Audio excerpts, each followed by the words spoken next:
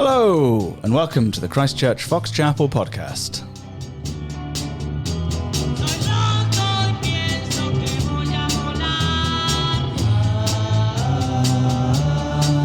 It's the fastest growing conservative, evangelical, charismatic Anglican podcast in the entire Fox Chapel area. And parts of Russia. Very popular. Yeah, in Russia. Orthodox men and women in their dakas listening. Yes. Stalin apparently used to put on records of howling dogs and make his Politburo dance around to them. Did he? Yeah. Really? Yeah. Was that a way of asserting control? I think so, yeah. And also because they didn't have the Los Yetis back then. Yeah, I guess that's Otherwise he understandable. would have gone for them. I feel like this podcast would be missing if we had howling dogs instead of that. I want to know who recorded howling dogs. Oh. And how did he find it? Pink Floyd did that. Yeah.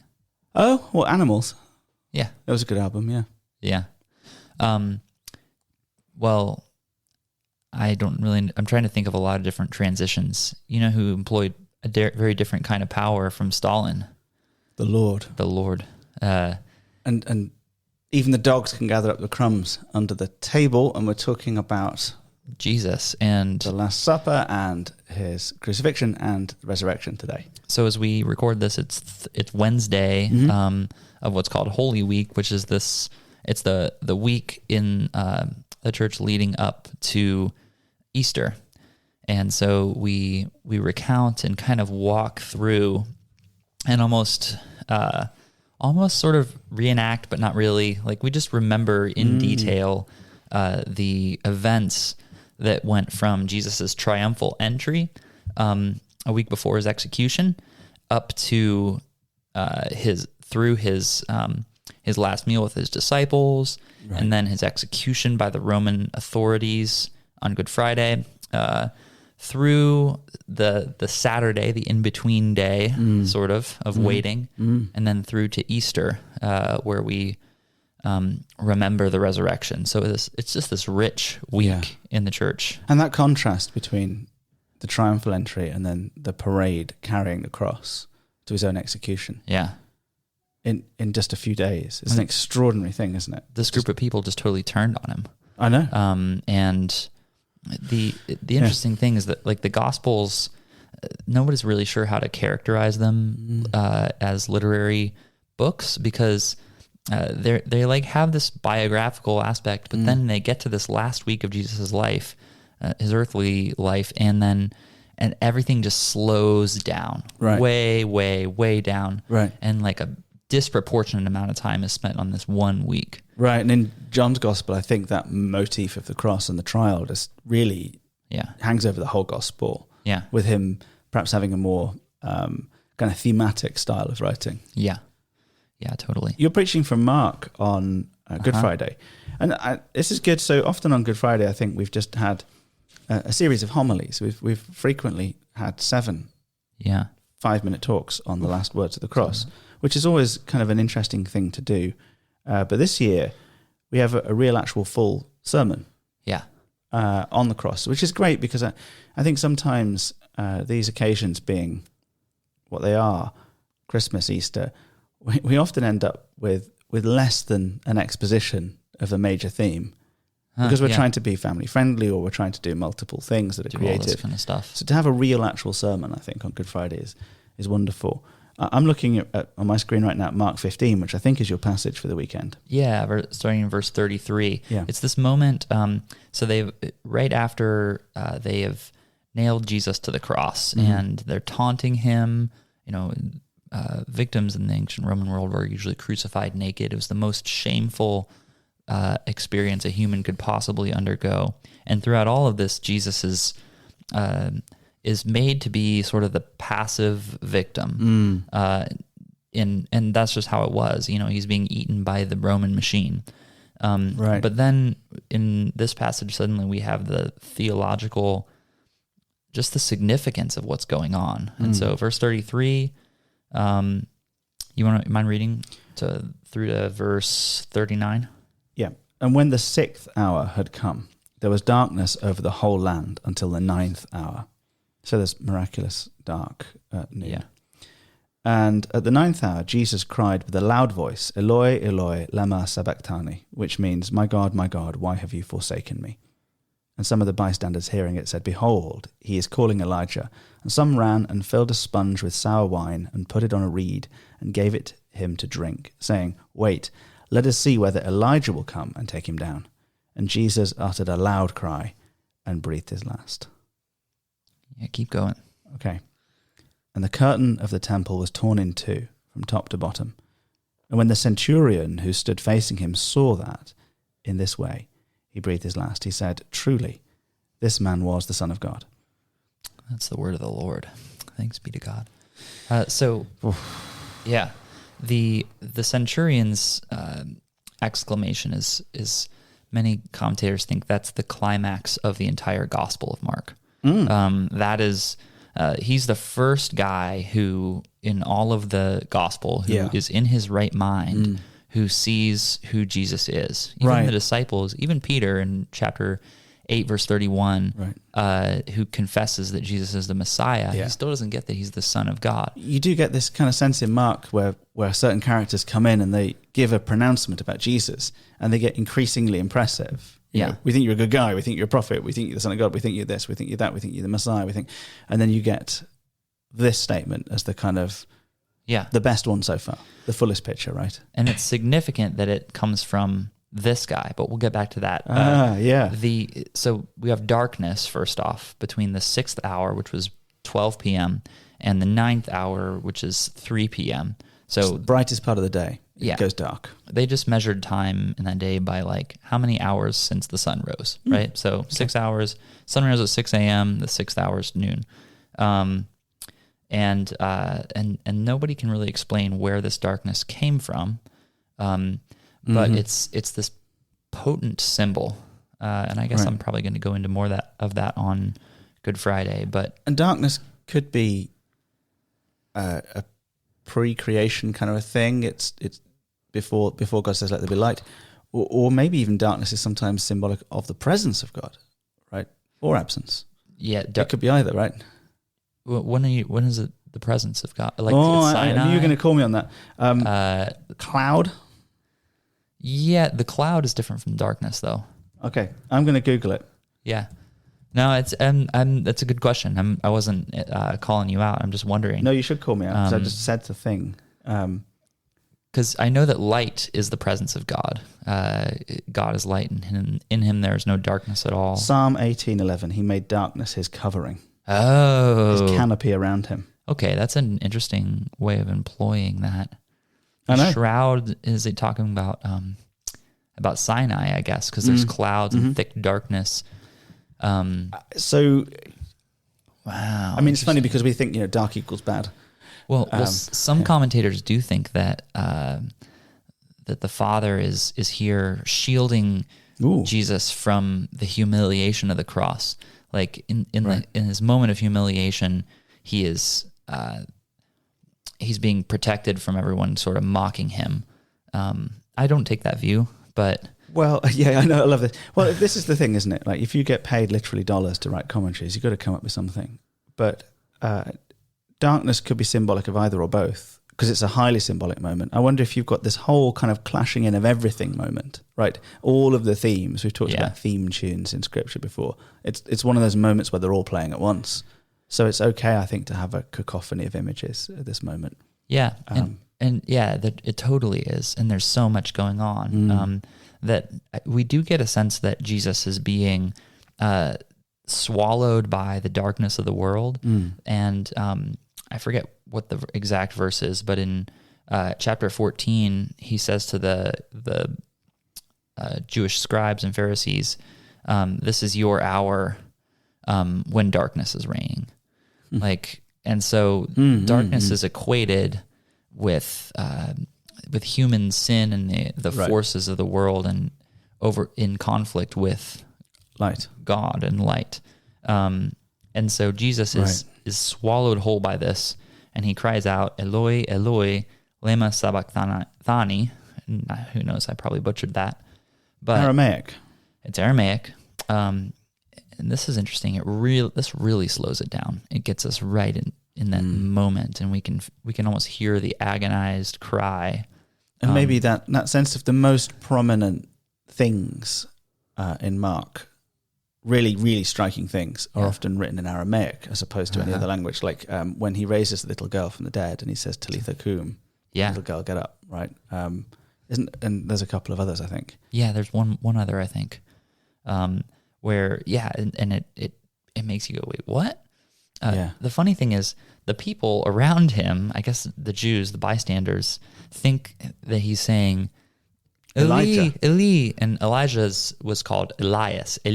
Oh, right. So they think he's calling for Elijah, who was in this kind of like end of the world thing. Mm-hmm. So they're like, so they go to get him some wine, probably from the soldiers. Right, okay. Because the soldiers would often have this kind of sour wine. It's like their Roman Gatorade kind of thing, just a barrel of the stuff hanging around. Yeah, and also in order to participate in something as sadistic as a crucifixion, a sane person has to be drunk to be able to handle that. So there's undoubtedly wine. Who knows? This is speculation, but maybe they got it from the soldiers. They hold it up, and I think they're thinking maybe he can hold out until Elijah comes and rescues him. Oh, if we just kind of keep him going a bit. Yeah. So they totally misunderstand what's going on in the situation. I think that also is darkness. Like, I tell you what, though, although they're misunderstanding it, there's some degree of anticipation that this is not normal. Yeah. Right. Yeah, that's true. So that's also a thing going on, a misunderstanding and yet some degree of expectation. And some degree of the wrong one. Some degree of compassion too. Perhaps, mixed in. And I mean, how could there not be, like you say, this is the most grotesque thing. I mean, it's excruciating. We have a new word, right, to describe the horror of the pain. Yeah. And not only that, but the separation from the Father. All throughout he prayed the Gospels. He prays to the Father as he prays Father. Right. But here he can't even say that. He quotes Psalm 22:1, my God, why have you forsaken me or abandoned me? Yeah. And the Psalm goes on to say, why are you so far from saving me from the words of my groaning? Yeah. Now, bookmark, there is a little note of hope at the end of that psalm. There often is, right? There's psalms that say, oh, this is really terrible. The last sentence is often, but... Yeah. But I don't think that we can read... Mark does not intend us to read this and think, oh, Jesus has tongue-in-cheek, is trying to point us toward the hope in this moment. This is a cry of dereliction. He is in utter agony, and there is a real sense in which he has been forsaken. Right. And it's real. Because and the reason that is that we have to maintain that, as paradoxical and difficult as it is, right, is that an essential aspect of the gospel is that we are never forsaken by God because Jesus took that for us. Right. He was forsaken. If we say Jesus thought he was forsaken, but he was mistaken, well, that rhymed, then we're really denying an aspect of what he is accomplishing in this moment. Note he's faithful here, but he is actually forsaken. He dies. It's real. He goes to hell. He dies and goes to hell.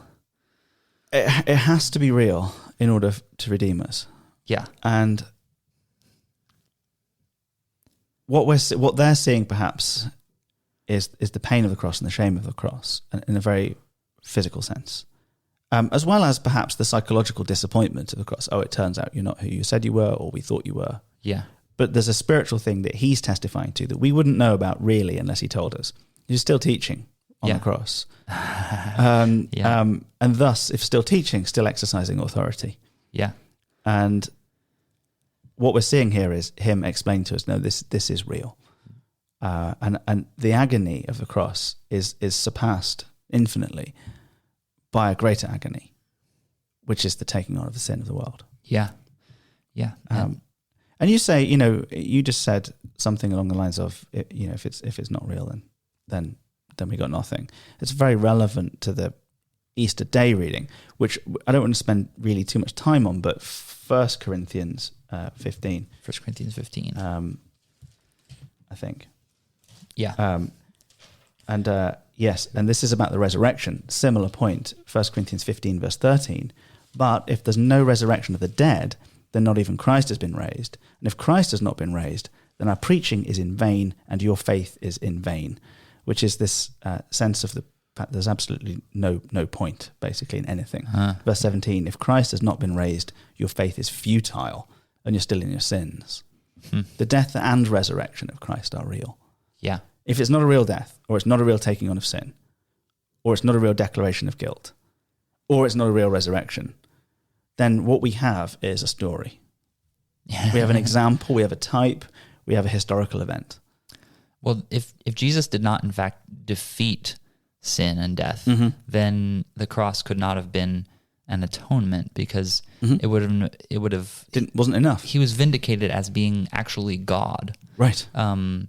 And by the resurrection. By the resurrection. So right. You can't have the cross without the resurrection. There are plenty of people who were crucified who were not resurrected, right?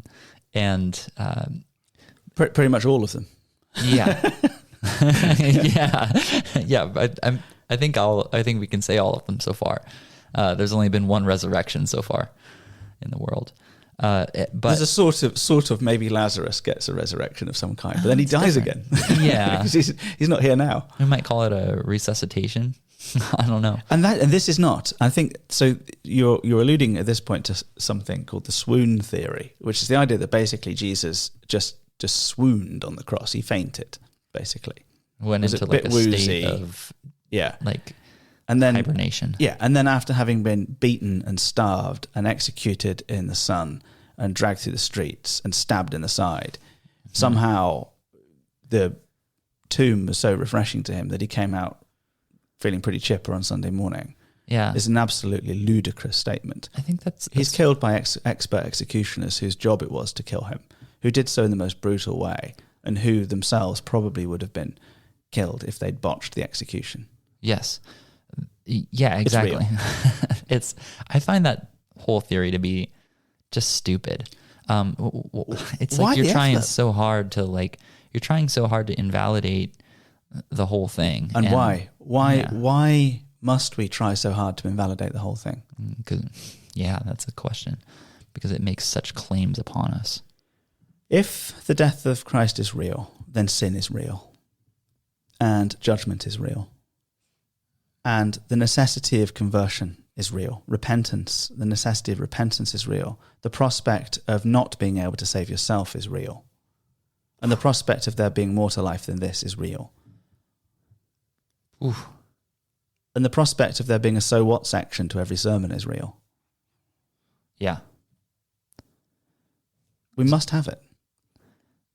I think that was one of the most mic drop things I've ever heard you say. So, if the cross is real, basically, if we have a vested interest in saying this isn't real, right? Because we want to maintain this illusion that we are good, basically good. And if this actually really happened, and if this man was really crucified and died and was raised, then what does that say about why? The why leads us to a lot of questions. We needed it. Yeah. When Jesus uttered a loud cry and breathed his last, at the same time, verse 38 says, the curtain of the temple was torn in two from top to bottom. And the whole old covenant system is done. Just as Jesus said it was. Right. God destroys the veil that took the Holy of Holies and separated it from everything else. Yeah. And we don't need that anymore. This was like from top to bottom is that's an important detail. A divine rending of the veil. Yeah. God himself breaks down the veil. And I think that's in some ways why we see the first Christological, first confession of who Jesus actually is. In verse 39. In verse 39, coming from what? An enemy. An pagan. Enemy. A man. A murderer. A murderer who is this this blue collar enlisted soldier who's a professional executioner. He's an outsider in every possible way. Though fans of The Chosen can see this coming a mile off. On The Chosen, they're going to make Gaius the centurion in this. They're going to make... there's this little character there who's got a son who's sick. That's going to be the centurion that comes to Jesus and says, my servant is sick. And uses an ambiguous servant, son, boy word in Greek. And The Chosen being very clever there. And I bet it's the same dude in The Chosen. At the cross. We don't know which centurion this is. There were quite a few. Yeah. But the point stands that of all people, it's an outsider. It's an outsider. And what happens, what's the point of this curtain thing, is that outsiders come in or insiders come out. Yeah. But this is the moment at which the gospel is about to go viral, the fulfillment of the Abrahamic covenant, that all the nations will be blessed. I'm out. And notice that the darkness suddenly gives way to light, this incredible light as he perceives who, and he even says "idu," which means behold. Behold, like that's a perception word. Slow it down and look. Hayins. Yeah. So it's seeing, and if everything is dark, then you can't see. But this is how conversion works. Like, right, I get it. It's dark, and he says, "Look." Yeah, he says, "Look, this man." I'm pretty sure he says, "Behold." He does. He said, "This man was the Son of God." Truly, this man was the Son of God, and he sees it, and it's by the power. This is why. No, Mark says, "Behold." Yeah. Yeah, this is why we hold that. Conversion to Christianity, accepting Christ, is not something that you do by your that you kind of muster in your own strength, or you do, frankly, of your own free will, but rather, as Jesus says, all that the Father has given me are those who come. Because we, unless Jesus is displayed before us and God turns the lights on for us, we are just hopelessly lost in darkness. But the promise of the resurrection is that God is not, in fact, dead, but he's alive, and is actually, the Gospels end with this turning on of the lights, and so that's hope for us. You're looking at me and giving me the Los Yatis. Oh, there they come. There it is. That was a Wolpian. We both had some Wolpian crescendos. It's so good. It's the most wonderful, most powerful experience. Church, you may be listening to this in the middle of Easter weekend, but do come to as much as you can. Saturday night is something we're quite excited about. Yeah. Compline service by candlelight, as we light the Paschal candle, and Sunday as well. We'll see you very soon, and we love you. God bless.